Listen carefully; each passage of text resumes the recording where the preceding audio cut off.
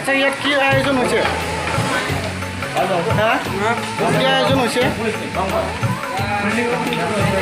হ্যাঁ আমি নতুন বিল্ডিং ওপেনিং করি আমি আচ্ছা আচ্ছা ইন্না রাজি না বাইরে ওপেনিং করি আমি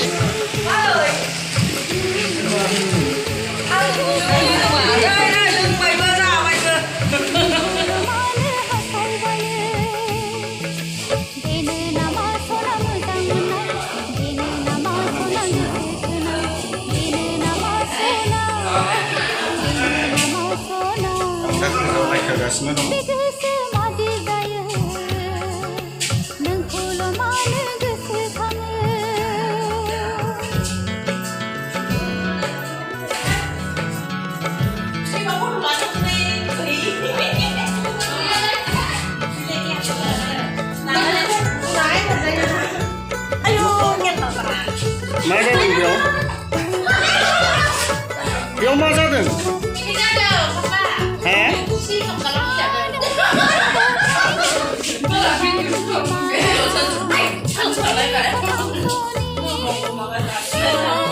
मा जादों होनदों बेयाव दिनै मानि जानाय लोंनाय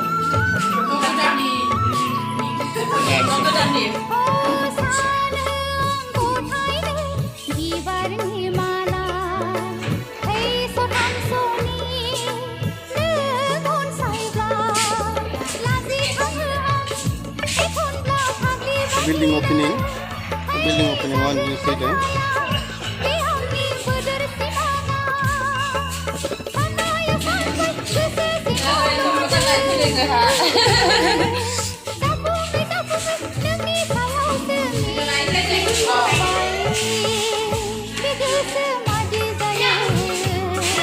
Duitala building, the Duitala building ada ni opening kalamdeng, जोंनि Shantipur bazarao. बेनिखायनो आं दिनै रुमफोरखौ देखायनो सानदों बेफोरबायदि बानायदोंनै लेट्रिन के नैबे मोनसे रुम थाग्रा फेमिलि रुम आरो फेमिलि रुमनि गेजेराव जेरै किचेन रुम दङ नै बे किचेन रुम आरो बेनिफ्राय ओरैहाय दंबावो जाहैबाय मोनसे रुम बावबो बायदि खालामनाय ओपनिंनि बिल्डिं ओपनिंनि नोंखौ रोजे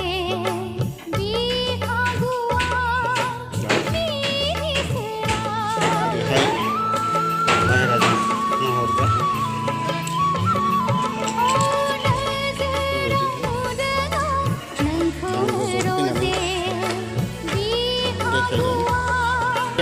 दिनै बे बिल्डिंआ बे आदानाव आं फंनैसो सोंनो बे बिल्डिंखौ बोरैहाय बेसे खस्थ'नि गेजेरजों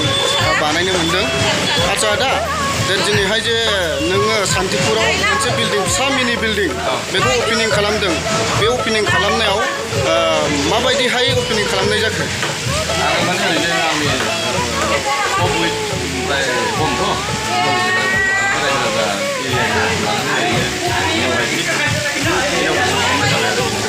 आरो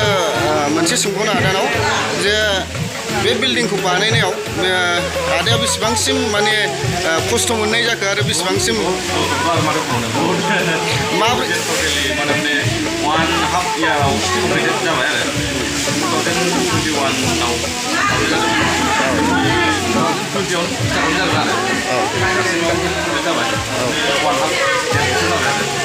ओमफ्राय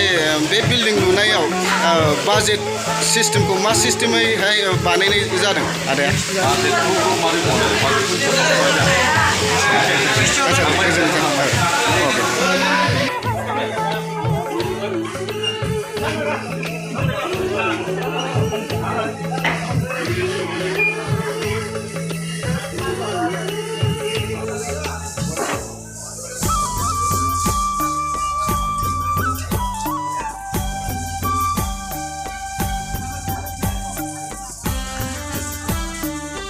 बाजैया नैबेनो आदानिया बे बिल्डिं बिगुमा आच्चा बाजै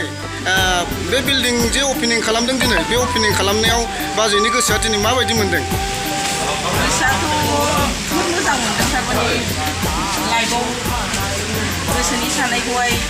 साक्सेसफुल खालामनो हानायनि थाखाय गोसोखौ मोजां मोनदों आरोखि आरो बिदिनो मागोखौ गोजोननाय मोन्दों बुहुद मोजां मोन्दों गोसोनि साननायखौहाय फुरा खालामनो हानायनि थाखाय मिजिं लानायनि थाखाय मिजिं लादोंमोन आरो ओमफ्राय साक्सेसफुल खालामनो हाबाय दा जाबोबायबो दा बेनि थाखाय मोजां मोन्दों आरो सोरबायाबो बिदिनो खस्थ' खालामनानै मेहनत खालामनानै जुदि जों बायदि खालामनो हायोबा खालामनो हागोन मोजां बेनि थाखायनो गोजोननाय थाबाय। आच्छा बाजैया दिनैहाय मालायखौबो थुलुंगा होदों गावजों लोगोसे आरो बे थुलुंगा होनायाव जों जोबोद साबायखर बावबाय बाजैखौ जाहाथे इयुननि मानसिफ्राबो जाहाथे बेफोरबायदि बिल्डिं बानायनानै गावनि साननाय एमखौ साक्सेस खालामनो हायो दा बेनिखायनो बाजैनि थाखाय धन्यबाद गोजोनदों आरो साफ्रोमबो नायगिरि रायजो राजा नोंथांमोनखौबो जाहाथे बेफोरबायदिनो खस्थ'नि गेजेरजों दिनै बानायलांनो हायो बेफोरबायदि बिल्डिंनो बेनिखायनो साफ्रोमखौबो आं खावलायहरनाय थाबाय आरो लोगोसेनो दिनै बे बिल्डिं अपेनिं खालामनायनि जेनाखि मोनसे ब्लग भिडिअ बे ब्लग भिडिअखौ आं बेखिनियावनो दोनथ'नाय जागोन बाय बाय।